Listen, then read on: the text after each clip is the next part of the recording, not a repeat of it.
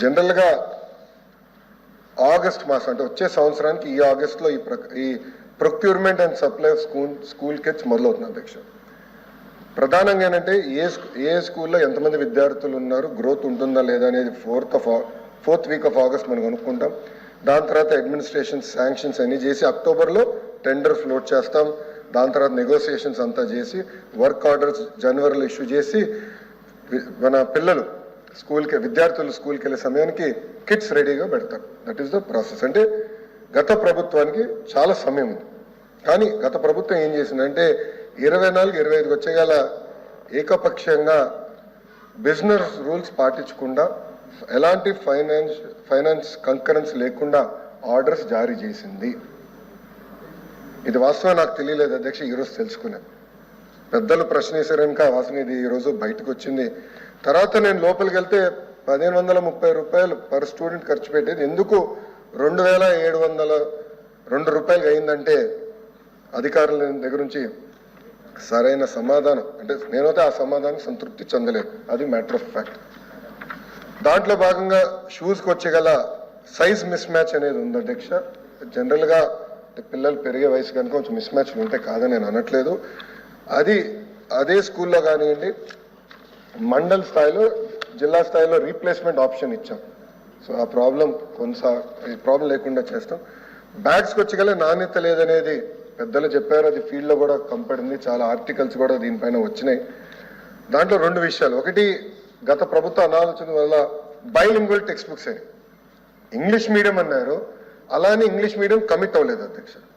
So ప్రతి text books ఒక పక్కన తెలుగు ఉంది, ఇంకో పక్కన ఇంగ్లీష్ ఉంది. అంటే వెయిట్ పెరిగింది అధ్యక్ష.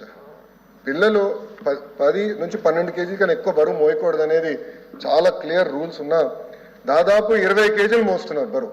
దానికి ప్రధానమైన కారణం బైలింగ్వల్ టెక్స్ట్ బుక్స్. సో ఈ బైలింగ్వల్ టెక్స్ట్ బుక్స్ ఏం చేయాలనేది కూడా మేము డిస్కస్ చేస్తున్నాము. అంటే ఎట్లా తీసుకెళ్ళాలి ఇది ముందరికి అనేది మేము డిస్కస్ చేస్తున్నాం అధ్యక్ష.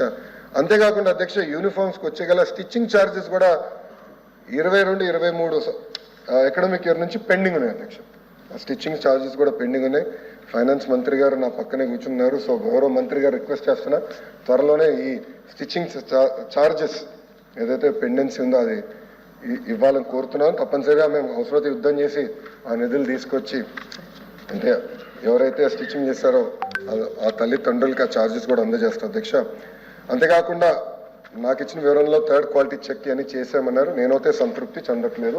ఆ 3rd క్వాలిటీ చెక్తో చాలా పకడ్బందీగా చేయాల్సిన అవసరం ఉంది, నాణ్యత అందించాల్సిన అవసరం ఉంది. అది మా ప్రభుత్వం చేస్తున్న అధ్యక్ష, దాంట్లో ఎలాంటి డౌట్ అవసరం లేదు. సో టెండర్లు లేకుండా సరైన ప్రక్రియ పాటించలేదు కనుక దీనిపైన తప్పనిసరిగా నేను ఎంక్వైరీ చేస్తాను. సభ్యులందరూ అడిగా దీనిపైన ఎంక్వైరీ చేస్తాను, కఠినంగా నేను వివరిస్తాను. ఏ షెడ్యూల్ అయితే గతంలో మేము పబ్లిష్ చేసాం దాన్ని నేను పాటిస్తాను.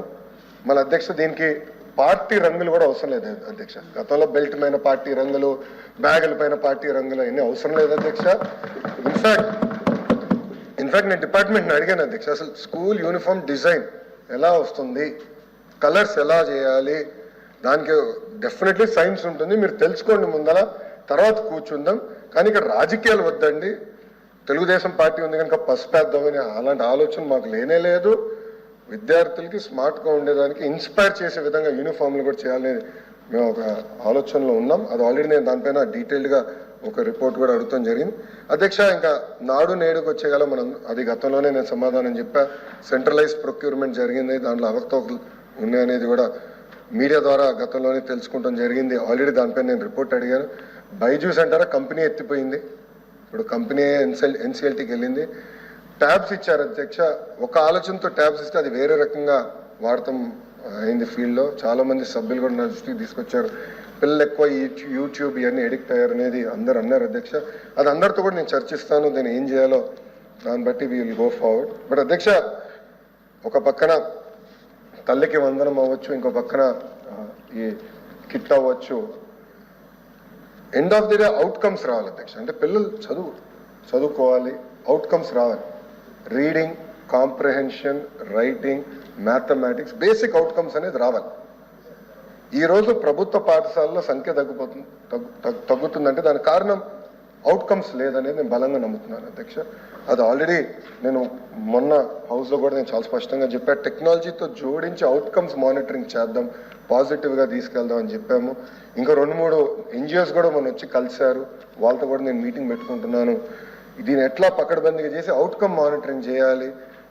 ఎన్డీఏ ప్రభుత్వం లక్ష్యం ఒకటే, ప్రైవేట్ పాఠశాలల కన్నా అద్భుతంగా ప్రభుత్వ పాఠశాలలు రూపొందిస్తాం, అవుట్కమ్ సాధిస్తామని ఈ సభాముఖంగా మీ అందరికీ నేను తెలుపుతున్నాను అధ్యక్ష. మీ అందరు తెలుసు అధ్యక్ష, కేజీబీవి మోడల్ స్కూల్స్లో అద్భుతంగా అవుట్కమ్స్ వస్తాయి. దానికి కారణం ఆనాడు అన్న ఎన్టీఆర్ స్థాపించారు. రెసిడెన్షియల్ అవటం వల్ల రిజల్ట్స్ ఈరోజు కూడా ప్రైవేట్తో పోల్చితే చాలా అద్భుతంగా ఉంది అధ్యక్ష. దానికి ధీటుగా మేము ఇచ్చేస్తాం.